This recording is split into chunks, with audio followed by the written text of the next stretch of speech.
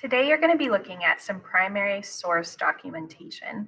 So primary source actually was written during historical times. Now remember, just because something is a primary source does not mean it's more reliable, because people always have their bias. And so you have to look at the context and what the purpose was behind anything that is written to decide if the source is reliable.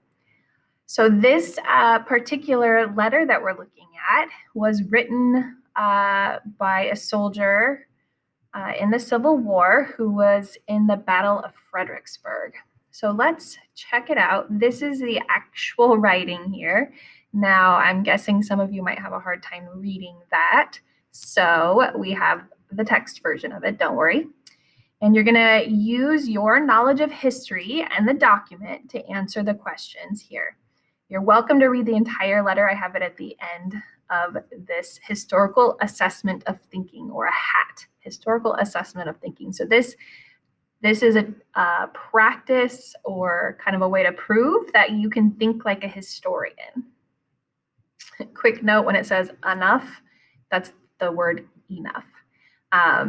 There wasn't a lot of exact spelling at this time. So there's some very creative spelling in early documents that are English based. Here's the words. Well, we are trying to get along the best we can, and I tell you that is poor enough. The troops all seem to be discouraged since the last battle at Fredericksburg. I tell you that they hadn't better ever take this army back to Alexandria, or they will all desert and go home. I don't see what our government is doing. So desert means leaving the army or military that you're supposed to stay a part of. And often it was punishable, sometimes by death, depending on where you're at in history. So this source was from Joseph F. Green, a soldier in the Union Army who were fighting to end slavery and to bring the Confederate Southern states back into the United States of America. And he was writing to his friend Julia Reynolds on January 2nd in 1863. So you're going to explain why a historian might not think that Joseph Green's letter reflects the morale of the entire Union Army. So morale is their feelings on the matter, keep up the morale.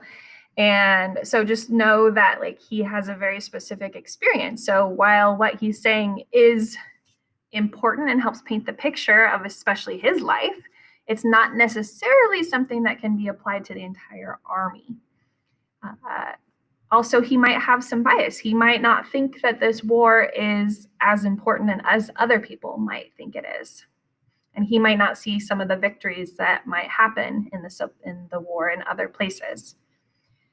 And then you're going to consider this document, a speech by President Lincoln in 1863 that describes the Union soldiers as brave. Could this document be used to support John Green's claims about the morale of the Union Army? So as President Lincoln is describing the Union soldiers as brave, well, that's not really how John Green was describing the soldiers. So that doesn't quite work. So you want to explain that part. Now consider this one, an 1863 document from the U.S. government that shows many Union soldiers had recently deserted. Could this document be used to support John Green's claims about the morale of the Union Army?